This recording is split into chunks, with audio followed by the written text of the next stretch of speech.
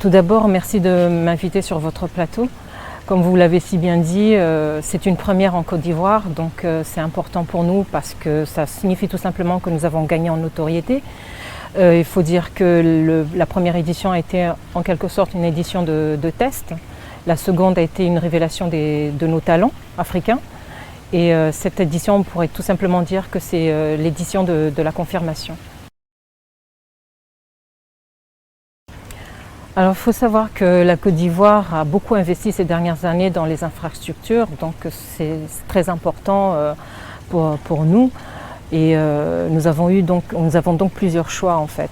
Mais le choix de ces deux sites se porte tout simplement sur le fait que nous voulons permettre donc aux personnes qui n'ont pas accès facilement à ce genre d'événements, quand ça se passe par exemple dans les capitales, de pouvoir y participer.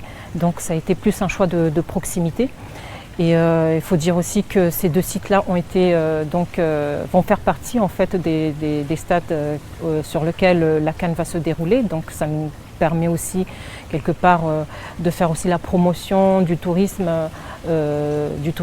ivoirien, puisque ces deux sites proposent quand même un paysage touristique assez important, intéressant.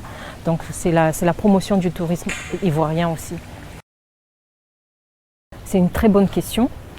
Ces 4 équipes qui ont participé à la Coupe du Monde ont eu à un moment donné un club qui ont participé à la Champions League. Ce qui signifie tout simplement que la Champions League est devenue donc une plateforme d'excellence pour le football féminin. Il suffit de voir par exemple la joueuse Ibtissam, la joueuse marocaine, qui a marqué le premier but du Maroc à la Coupe du Monde. Elle était aussi la meilleure buteuse pour la Champions League. En fait, nous nous sommes rendus compte que la Ligue des champions a permis à tous les pays de s'organiser pour avoir vraiment les meilleurs clubs professionnels. Ce qui signifie qu'en fait, tout simplement, le paysage a beaucoup changé. Aujourd'hui, on réalise que les pays ont de plus en plus se donnent de plus en plus d'opportunités pour avoir donc une Ligue de champions professionnels. Il faut savoir que la dotation est estimée à 1,5 million de dollars au total, sachant que le vainqueur va partir donc avec 400 000 dollars. Et je pense que c'est la meilleure des motivations que nous puissions avoir. Effectivement, nous avons eu des rencontres avec des capitaines et également les entraîneurs qui sont censés nous faire donc un feedback sur la situation de leur pays. Nous avons également eu le programme Safe Guardian qui nous permet en fait voilà. Nous avons également le programme Safe Guardian pour la protection et la prévention des acteurs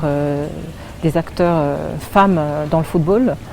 Nous avons aussi les arbitres qui sont réunis en stage. Et ce sont des arbitres élites qui ont eu donc ce stage-là et qui vont travailler en collaboration avec des jeunes talents. Je dirais tout simplement que le futur du football féminin est très brillant. Je pense qu'il n'y a pas d'autre mot pour qualifier ça. Nous sommes sur une très bonne voie.